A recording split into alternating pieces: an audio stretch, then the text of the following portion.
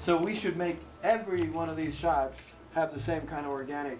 Let's try that to give this as if the cameraman has a little hard time following them up the stairs. There's two kinds of effects. You have the physical effects.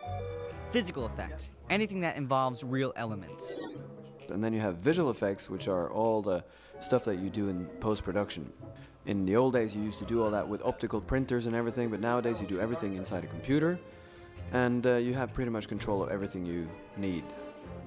So when you do, for instance, a green screen shot, like when we needed to have this mountain extended, I wanted to set up the fact that it was really high up. So of course the set wasn't high at all, but we painted the ground green, and then we put lots of black X's, or little marks on them, which then will be what they call tracking marks. Tracking mark. A mark on the green screen that the computer can lock onto in order to follow the camera movement. And then what they do is take the matte painting and they lock it into the picture. The walking on the ceiling was a long headache for us.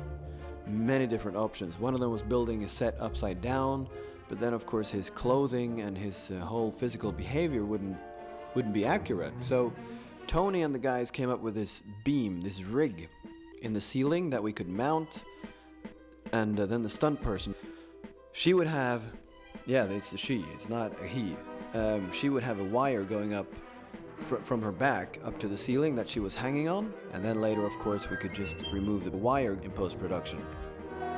Wire removal. Wires in the film will be removed by painting away the wire by sampling the background right next to the wire.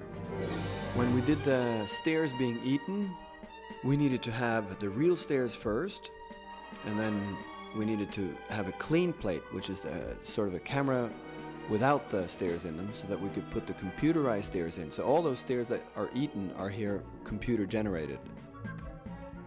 But the big explosion at the end, the best thing is really to do a real thing. So what we had to do was build a black box, as it's called. You make a complete replica of the model, and you just make sure you have all the elements, the platforms, the arches, everything is in there, but it's all painted black, so that when you have the fire come out, it sort of wraps around these things naturally, and then you can paste that on top of the background and it'll match perfectly. Composite shot.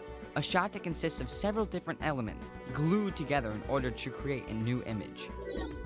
For the shot where the helicopter flies out of the lair, I had done a pretty accurate pre-visualization on that. I had rendered the helicopter, and I had taken one of the background plates and put my own helicopter in, and they needed to put the mountains out there. Now of course, with all the wind and all the smoke and everything, we later discovered that the background was actually moving, which meant that those tracking marks were also moving, which meant that when they tried to lock in the background, it didn't really work.